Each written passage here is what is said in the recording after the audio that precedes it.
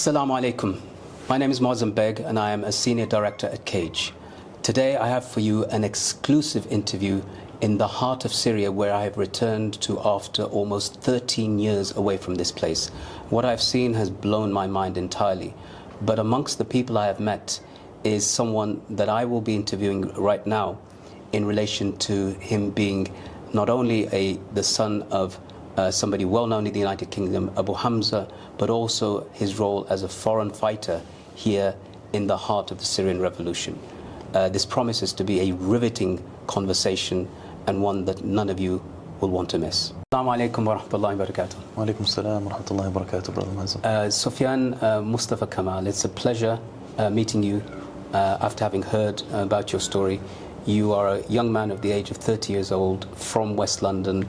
You are the son of Abu Hamza, and you've been a foreign fighter here since the inception of the revolution. No. You've had an incredible journey, and I thought I knew it before I came here, but I realized I didn't. Can you just tell me how your journey to Syria began? Bismillah ar-Rahman ar-Rahim. Well, we start with my upbringing in the UK. Of course, I came to Syria at the age of 18, but before that, I was born in the UK and raised in the UK. And I had a normal life like any other person. We've had our own personal challenges growing up in the UK. Challenges that I faced, my family and I, at the time. But nevertheless, alhamdulillah, it was a great journey growing up in the UK. And I was studying in Westminster University, enrolled in the course of software engineering at the time. And the Arab Spring, if you recall, was taking place throughout the Middle East. So I was paying a lot of attention to what was taking place in Jordan, and in Egypt, and taking place in You Libya. being of Egyptian origin yourself, right? Yes, yeah. Yes. My father's from Egypt, so I was paying close attention to what was going on there. And I think the coverage of the Syrian war at the early stages was very interesting because of the amount of brutal footages that we've been exposed to in the West coming out of Syria was beyond anybody's imagination. And there was a particular journalist that you saw her reports, and I found it fascinating that is what kind of ignited your connection to what's happening here. Can you tell me a little bit more about that? To be honest, this is the first time I actually disclosed this information to anyone. And I want to actually say, basically, this specific journalist, not only did she live in my conscience for many years, but she was literally a representation of how a person should act and how they should react against oppression when we see one. And who is she? Marie Colvin, an American journalist, known for her bravery, known for her war zone reporting. She was known also for her eye patch because she lost one of her eyes in covering the war in Sri Lanka. At the time I was 18, I was like any other young person sitting down in a coffee shop in the UK. And I stumbled upon an article that broke the news of the murder of Marie Colvin. And I started reading the article, and it really brought tears to my eyes. You say it was a murder and not perhaps collateral damage by the Assad regime? No. I truly believe it's murder, and so does her sister and the team of lawyers that have tried for many years to hold the Assad regime accountable for the atrocity they committed. And it was very clear because her story is very astonishing. She managed to smuggle herself into the besieged city of Homs. And at the time, Homs was facing a very brutal crackdown. And the Assad regime deployed a huge force to actually basically restore order in that city and prevent any revolution from taking place. Marie Colvin decided to actually smuggle herself into Homs. And by the way, I've been through the war against the Assad regime, and that is something that is even beyond our belief, to actually be in a place where you're being besieged by the Assad regime out of fear for the brutal consequences that might rise after it if you are captured. Nevertheless, she actually entered the besieged city. She decided to become a voice for the voiceless and reported from inside the city of Homs. The astonishing part about her story is once she finished reporting, she had the ability to actually leave the city. But she decided not to actually leave. She couldn't live with the fact that she's leaving behind about 25,000 innocent people and they are about to be butchered. So she decided to stay back. And of course, Homs is the, it's the famous city, the resting place of the famous companion Khalid ibn al-Walid. No. I've been there recently. I know you were there recently also. No. It's a city, but much of it is destroyed around the buildings. That's where she was killed. Yes, I was there a few days ago actually, and I went to Baba Amro at the place where she was killed. And I'm so happy to announce that actually the people in Homs, some of them have returned, and they actually remember her. They haven't forgotten her sacrifice. And it's amazing because unfortunately she stood against oppression, and her death was a tragic and her murder was very shocking, as it was a turning point for me in my life. So here, let's think about this. You are regarded as a foreign fighter.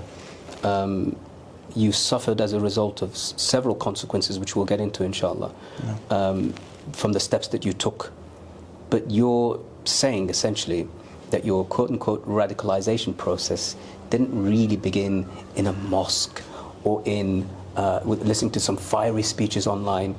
You were listening to a reporter, a recognized, award-winning reporter, Western woman, and that is what spurred you to eventually come here? Well, the situation, as you can see, Brother Moazzam, is when I was in the UK growing up, I am part of a religion, Islam, and I'm an Arab, and I've always witnessed atrocities that were taking place around the world, and I've always had this intuition as to how can I be some sort of help to stop those atrocities taking place. Without actually being involved in any type of terrorism activity, etc.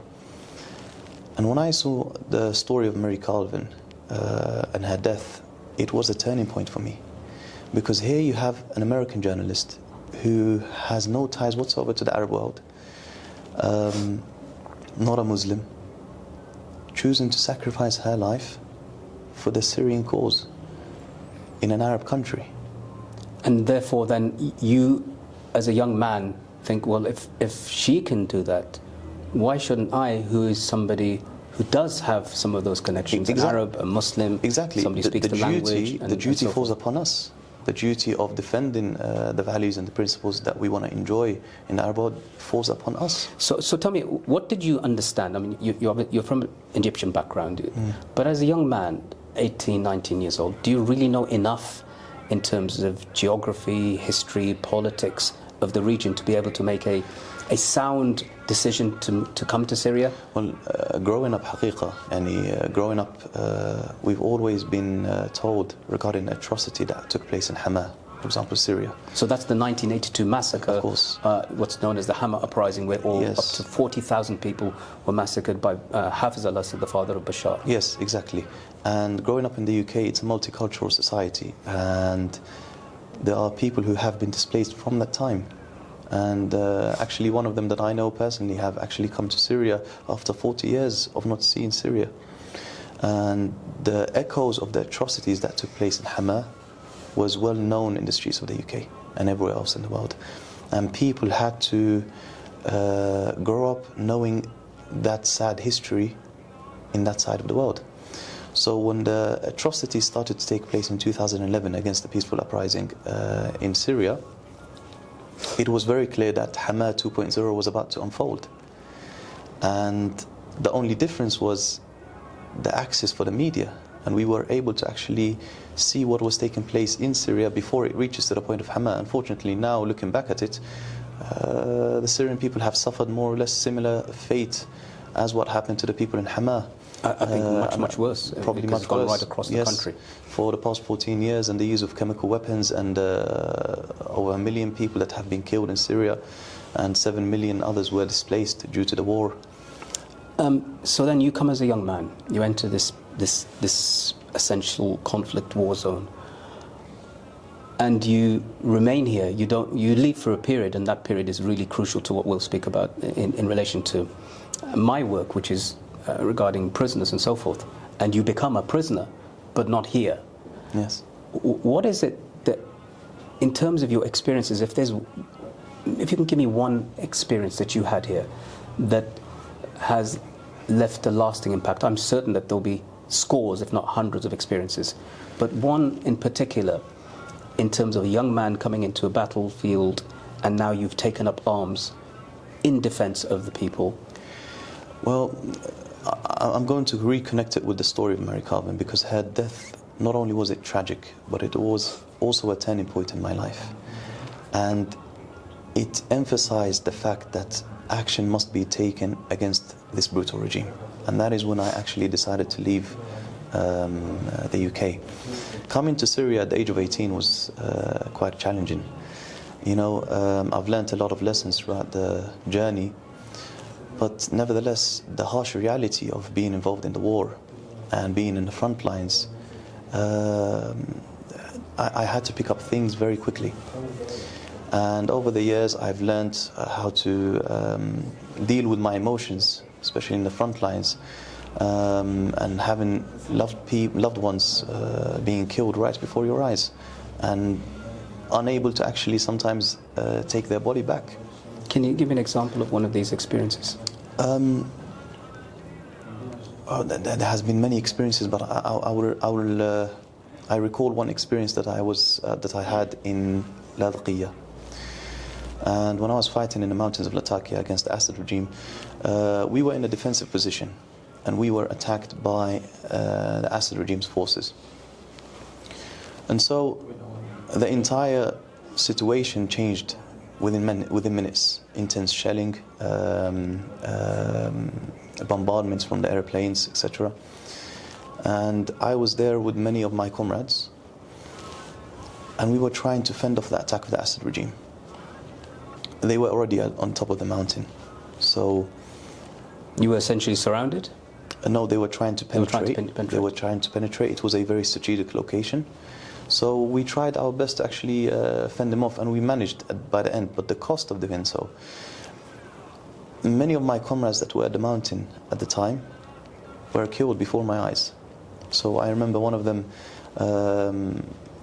he was being told that he has to man a certain point, and I was checking on him every now and then, and I took my eyes off him for a second.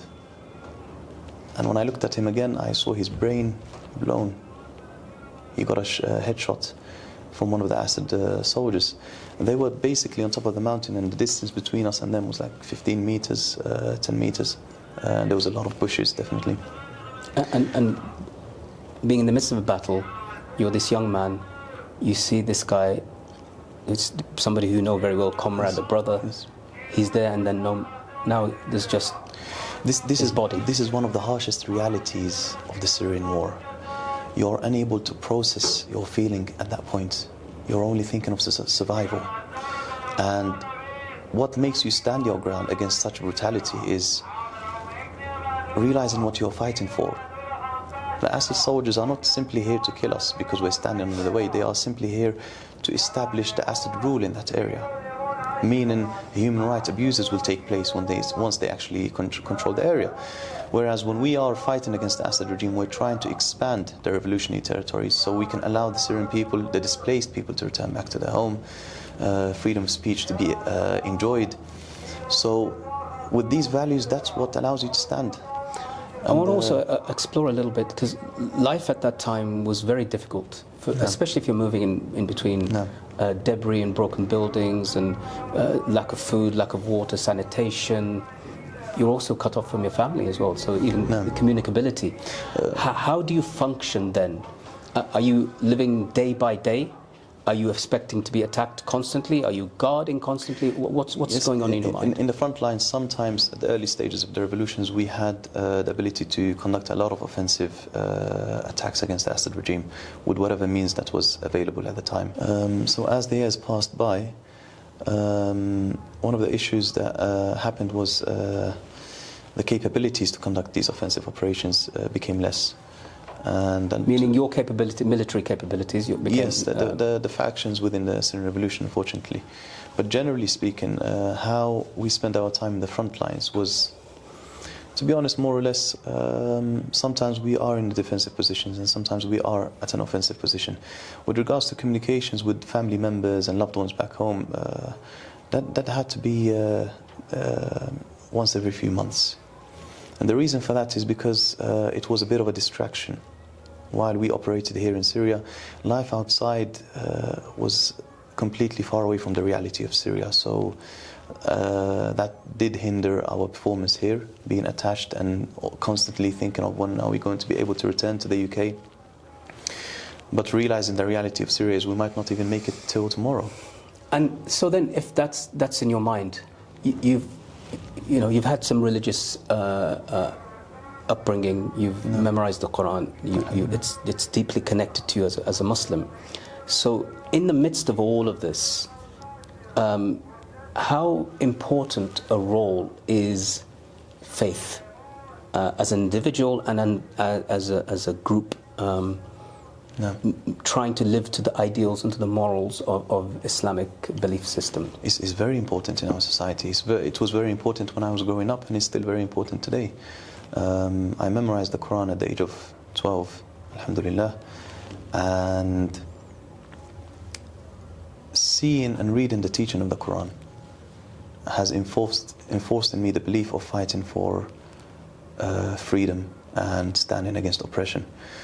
Of course, there are situations where we cannot stand against oppression physically, but we must have some sort of stance against oppression, wherever it's being done, by whoever it's being done.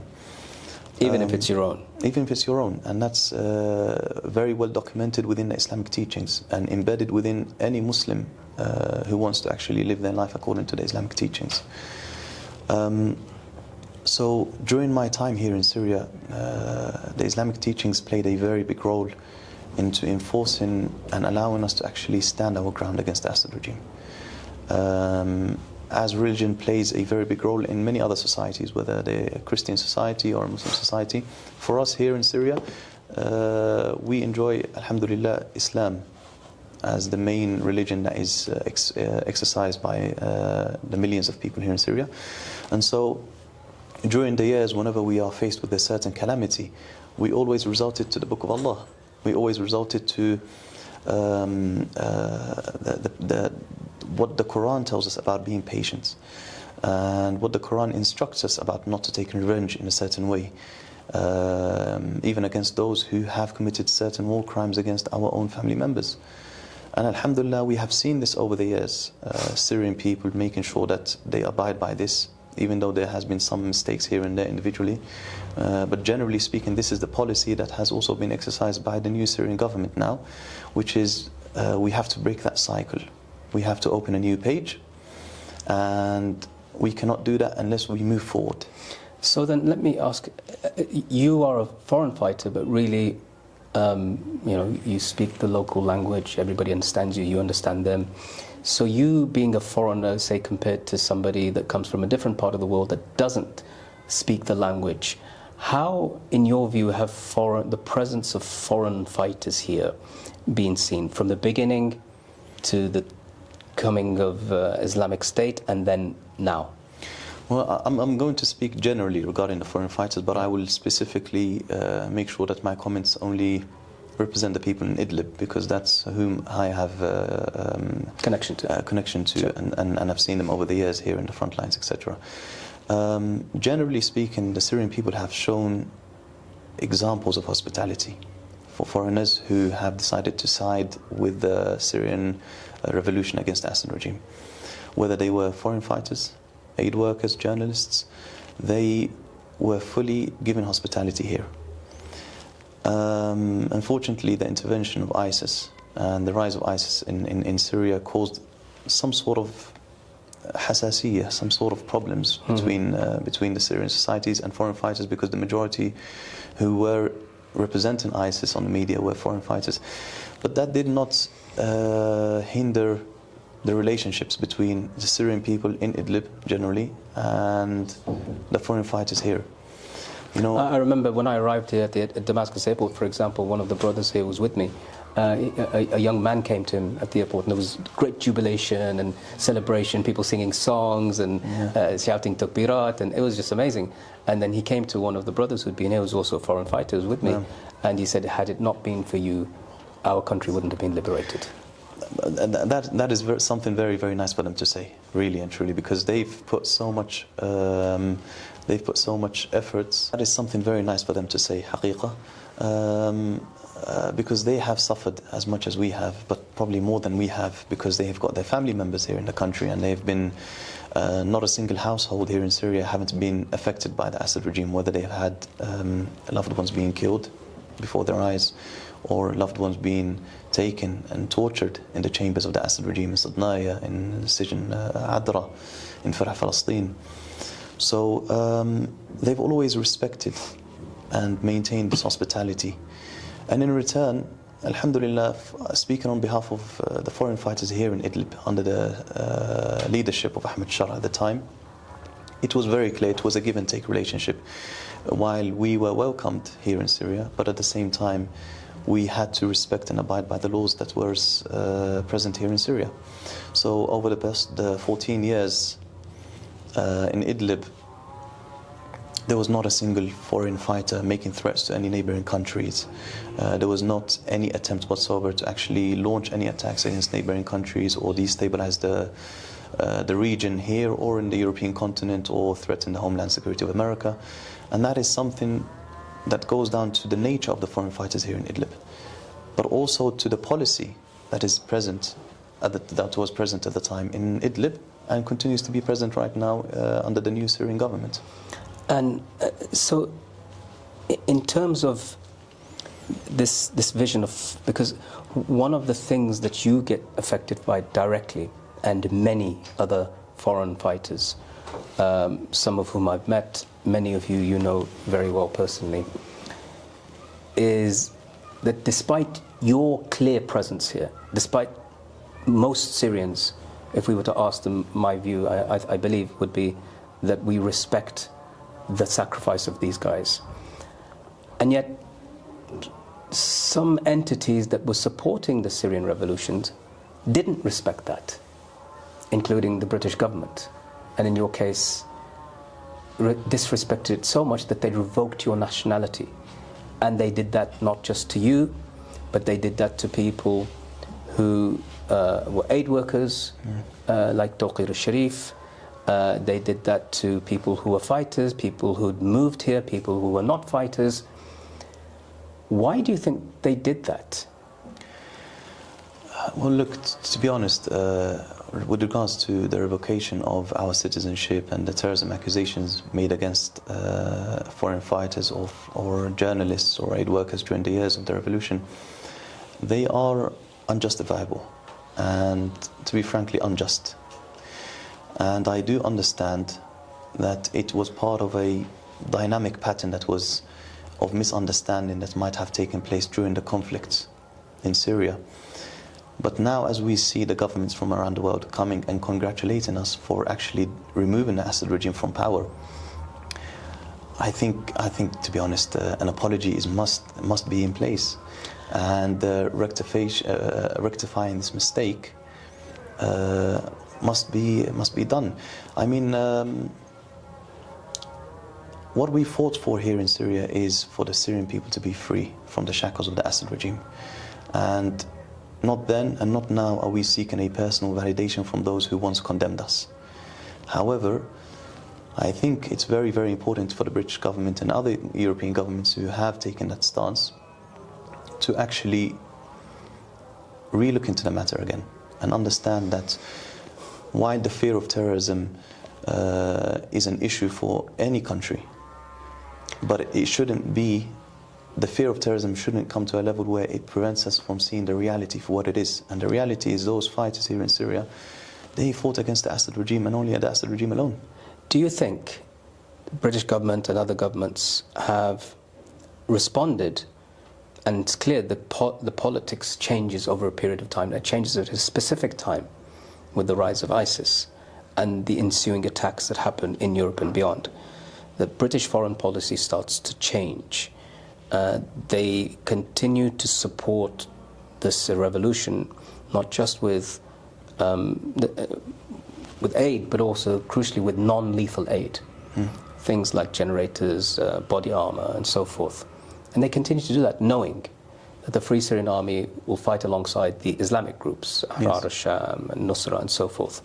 They don't have a problem with that until something changes.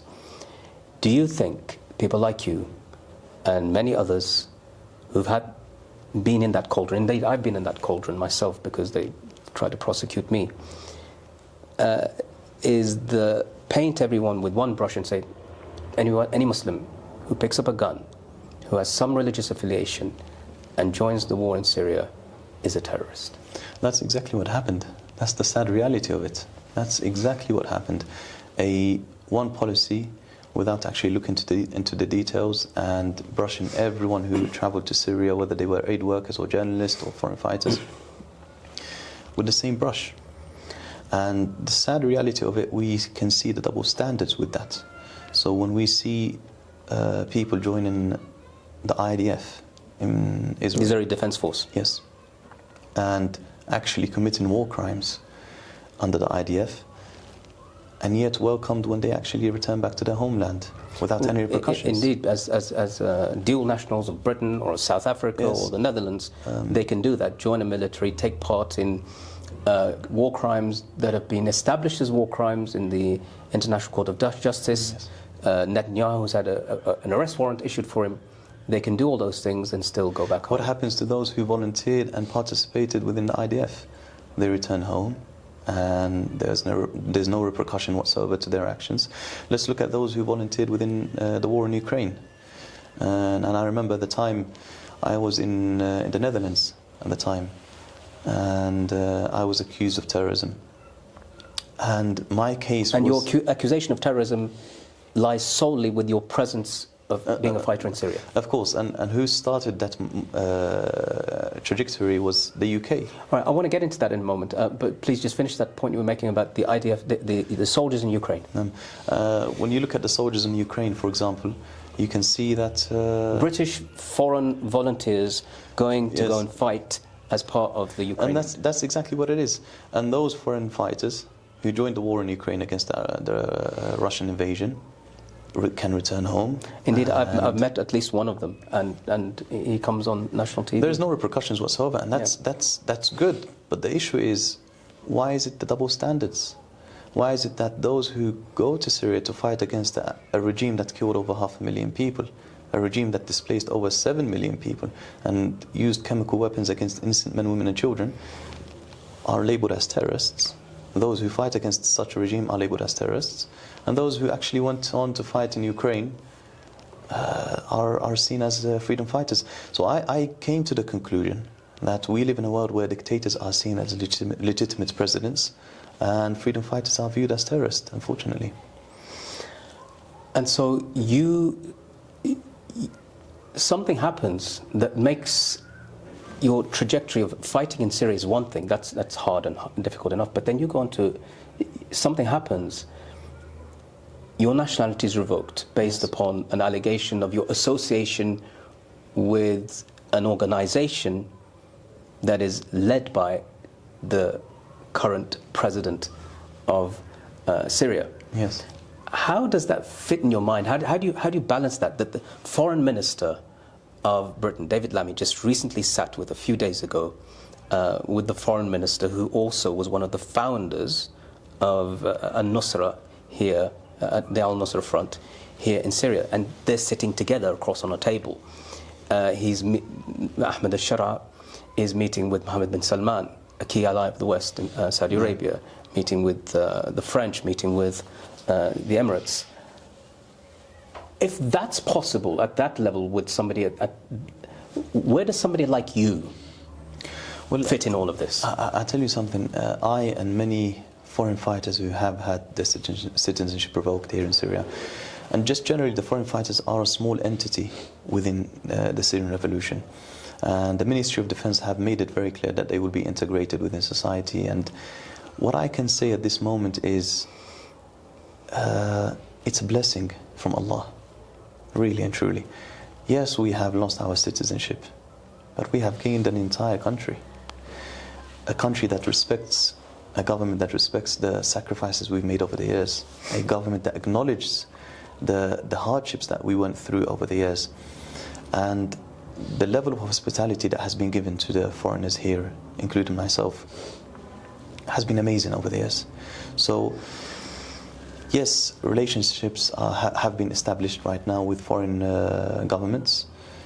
And that's why I think, inshallah, hopefully the government will actually re-look into this matter and realize that we are not a threat to national security. We did not leave the UK to establish terrorism. We left the UK and our family and loved ones to actually fight against terrorism that was actually taking place in Syria. And your price that you paid, as we said, you went on an odyssey, if we want to call it that, of prisons around the world. Without getting into too much detail, this period lasted a few years. And it happened because your nationality was revoked. Yes, unfortunately, I've had the experience of actually being in prison for multiple of years in different countries.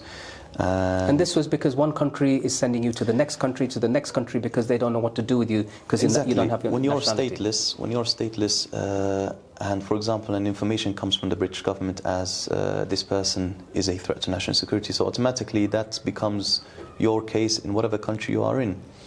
And it leads to harsher treatments, rather than actually the government, wherever you are, actually conducting their own research. They would be very happy to actually conclude that you are a threat to their own national security as well, and so you are dealt in a certain way. So let's just get this straight. You're in is it 4 years, 4.5 years or so? 4 years. It was 4 years. In all of this time that you're passed through 4 different countries where you are held, imprisoned either on immigration matters or accused of being involved in terrorism, yes, you have no conviction. No conviction whatsoever. And so you are, according to the letter of the law, an innocent man. An innocent man, but the problem with security issues, and I was told this by the interrogators in the Netherlands, that normally you are innocent until proven guilty, but in such cases you are guilty until proven innocent. And that, I dare say, does it have some relation to whose son you are, rather than anything that you've done? Definitely. I mean, entering the court or actually entering a room to be interrogated with, they already have painted a picture about who I am and what my beliefs are and what type of ideology I hold. You know, but and is this an assumption because of who your father is, Abu Hamza? طبعاً, نعم, of course, that plays a very big part in it. And do they have an understanding of how old you were when your father was arrested and all of that stuff happened? I don't think they take that into consideration. I mean, for them personally, this is Abu Hamza's son, and he has experience in Syria, in warfare, so he will be held accountable for whatever imagination they have of me and my time in Syria. And just tell me, so we understand, how old were you when your father was arrested? I was at the age of 11. 11 years old? Yes, I was at the age of 11 when my father was taken away from me, and I remember it very well, the house being raided. But I continued to actually see him within the prison in Belmarsh, and that was my interaction with him. I know there's a lot of things that must have been said about my father in the media, and a lot of issues many people might have with him. But nevertheless, the man remains my father, and I might have differences of opinions in a lot of things with him, but that is something for me and him to discuss privately, without giving the media the satisfaction of seeing a son turn against his father. Speaking privately a little bit, I've spoken to you privately a little bit, and one of the things that we know and see in you is that actually you're both quite funny people.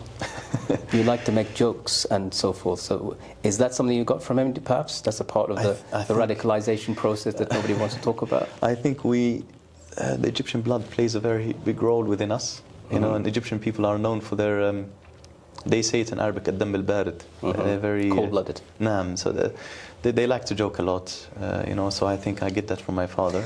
What do you think? I mean, what do you think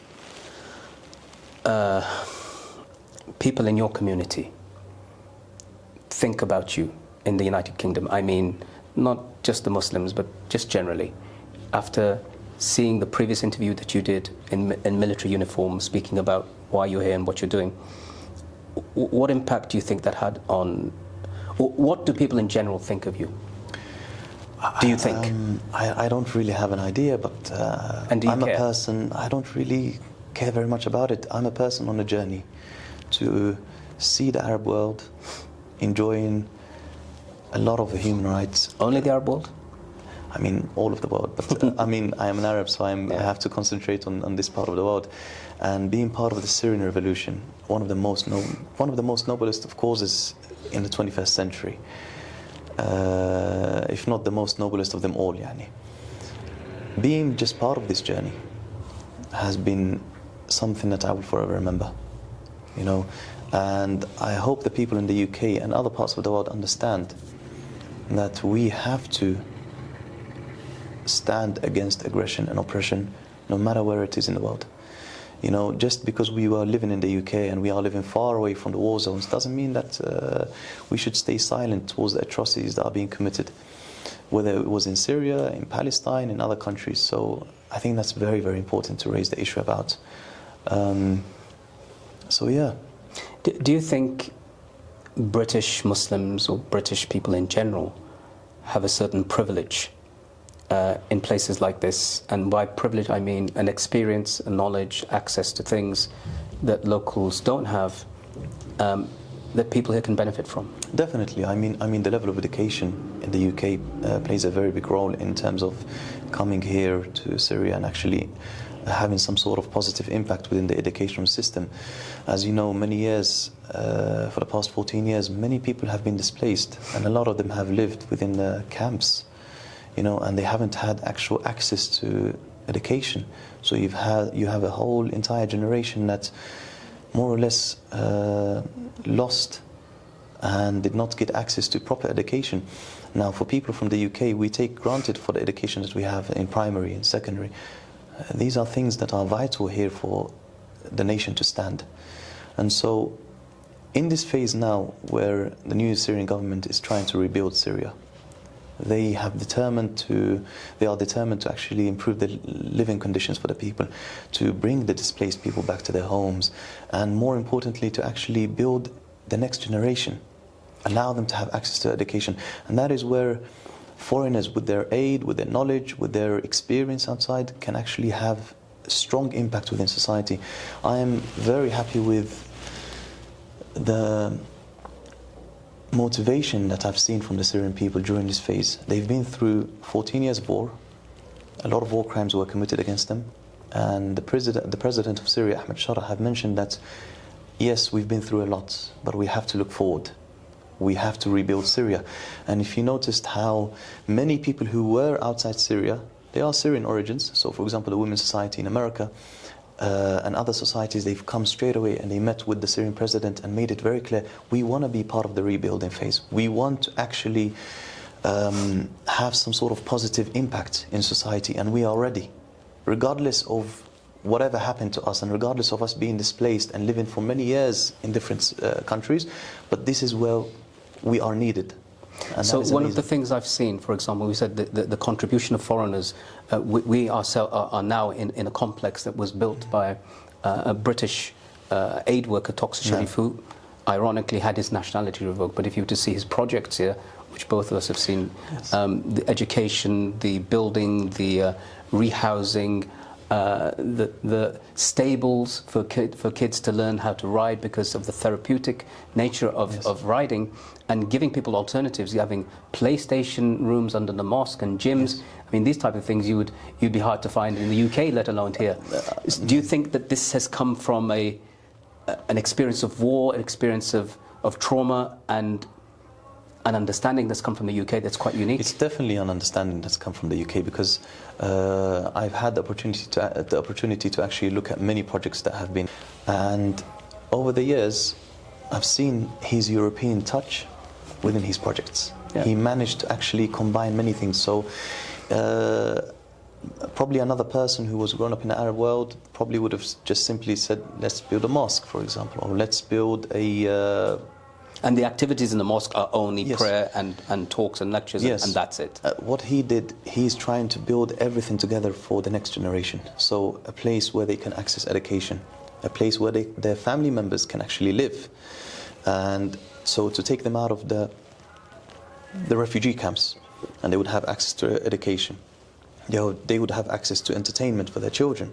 And this is something that plays a very vital role for those who went through a lot of trauma from being displaced, and before they were displaced, they were under the bombardments in cities like Homs and Hama.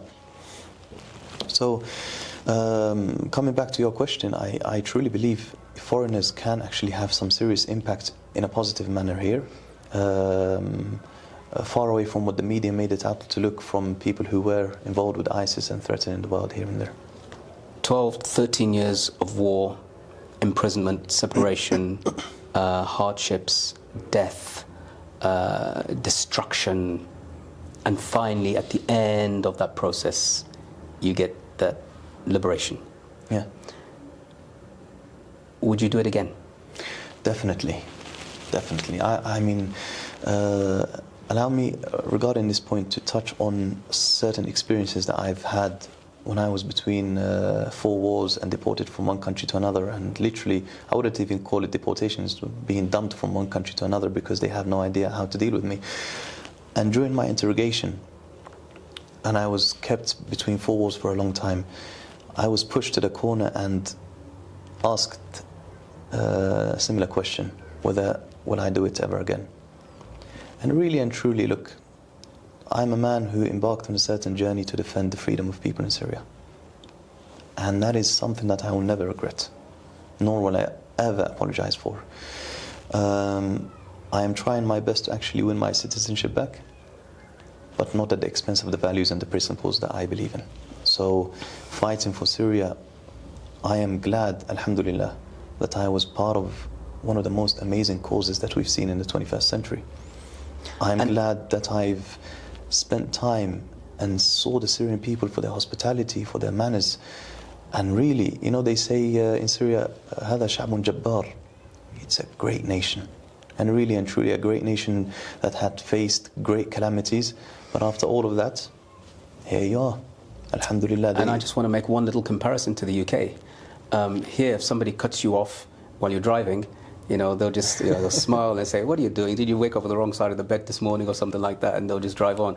In the UK, it's road rage. It could lead to a fight. Yeah, we don't have road rages here. Even though the traffic is much more chaotic here. Oh, if you want to actually learn how to drive, just come to Syria. You'll be a professional when you actually return back to the UK. Learn how not to drive. I remember there was an incident that happened once with a friend of mine. He had his car parked in Damascus, and another driver actually came right behind him and touched the back of his car. And my friend, he just went in a rage. You've just hit my car, this and this. And then the Syrian person just looked up to him and with very calm voice he said, no, this is what we call it in Syria is kissing the back of your car. We just give it a little kiss. And we had to laugh on that, to be honest. That's the contrast of a British guy speaking to a Syrian guy about an issue. It shows you the reality of how these people have been able to actually deal with the traumas they've been over the years. They've always looked at the person who's less fortunate than them. So whatever happens to them, they always look at, if for example I've got a family member that has been killed, they always look at their neighbor. They've got 2 family members that have been killed. If they see a person's house have been, or his house has been destroyed, they look at the closest person who's had his entire family killed in that house. And this is in line with the prophetic tradition. When you see somebody afflicted by something, you say, praise be to Allah who chose me or favored me over what you were tested by, right? Islamic teachings plays a very vital role within society. And it is the literally the cornerstone. It is the reference to go back to during hard times for us as foreign fighters, for us as generally fighters and civilians. Unfortunately, civilians during the years of the war have faced a lot of destruction for their property and for the loss of lives of their loved ones. But they continue to stand strong. They never wavered from their actual objective, which is it's impossible to live under the Assad regime. And, you know, people generally in the UK and elsewhere will be frightened, scared, apprehensive of the term foreign fighter, who he is, what he looks like, what he does. He's Muslim, he's strong in his faith. Who should be afraid of you?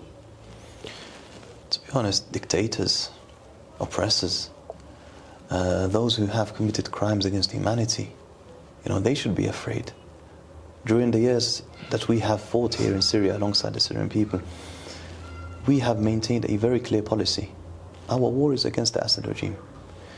Not a single attack was waged from the province of Idlib against neighboring countries. Not a single attempt was made to destabilize the region outside Syria. As a matter of fact, it was a policy adopted by the new Syrian government and under the leadership of Ahmed Shara, who is now the president of Syria, under also the previous government, the Salvation government in Idlib. So as foreign fighters, these are the policies that we have been living with, and these are the policies that we really believe are part of our journey in the war in Syria. Just fighting against the Assad regime doesn't mean that we have a weapon waged against every part of the world.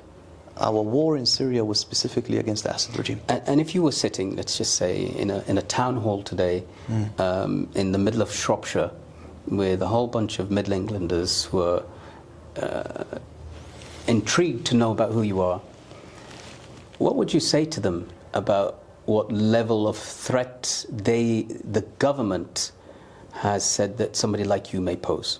What would you say to them?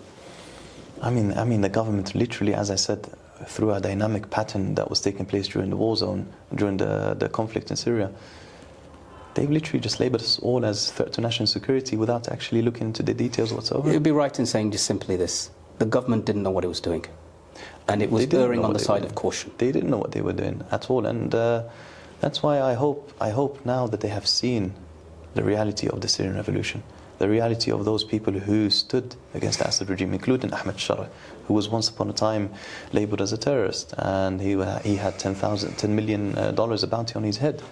Today, he meets with very great people, and he meets with world leaders, and they've seen the true reality of him. Indeed, where there's a will, there's a way. There's one final point before I finish. I want to say this to you and to everybody who's watching, is that we often look for in our communities people who we could celebrate because of their sacrifice, because of their principles, because of their direction, because of their vision. If somebody has done all the things that you have done and gone through all of the things that you have done, if you had not been the son of Abu Hamza, if you had not been a Muslim and spoken in this way, you'd probably be getting some kind of an award. And in the same way, somebody like Tawqir al-Sharif, who has built these villages that have saved people and brought them literally out of destitution into some hope, out of the mud-soaked camps where they have to live a miserable life if they're not getting bombed, if they're not under an earthquake, and building a future for them. Our communities otherwise, if he'd not been a Muslim, if he'd not been associated with militant groups, he'd be getting awards. Our communities would be celebrating them, but we don't. Yes. I want our communities to take a look at you, to take a look at others and say, we've done you wrong. And I want, inshallah, I hope that the wider community can look and say, we've done these people wrong. I hope so. I really hope so, because look, the journey in Syria was not easy. You know, especially when you go through certain experiences outside Syria, like what I have been through, and being labeled as a terrorist wherever you go, and knowing deep down that you actually haven't committed any terrorism activity or was a threat to societies that enjoyed freedom and wanted to literally live their life peacefully. We were a threat to a dictator that killed over 500,000 people. And one of the things that really brought sadness to me was how the British government revoked everyone's citizenship without taking into consideration what are we actually doing here? You know, instead of us being awarded, we were labeled as terrorists. And yeah, I mean, it affected us a lot, but we've moved past that. Honestly, you know, if they do return our citizenship, that's great, you know. But our conscience, we sleep at night very happy and very relaxed, knowing that we are part of a revolution that toppled down one of the worst dictators the 21st century has ever seen. You know, during our war against the Assad regime, alhamdulillah, we are Muslims, and we used to lead the prayers in many occasions during Ramadan, alhamdulillah, in the front lines, in the normal mosques here in Syria, in Idlib, Halab, and other places.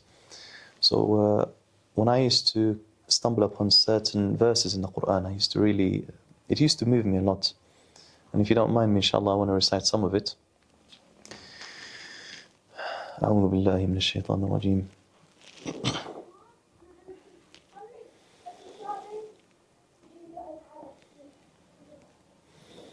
ولا تحسبن الله غافلا عما يعمل الظالمون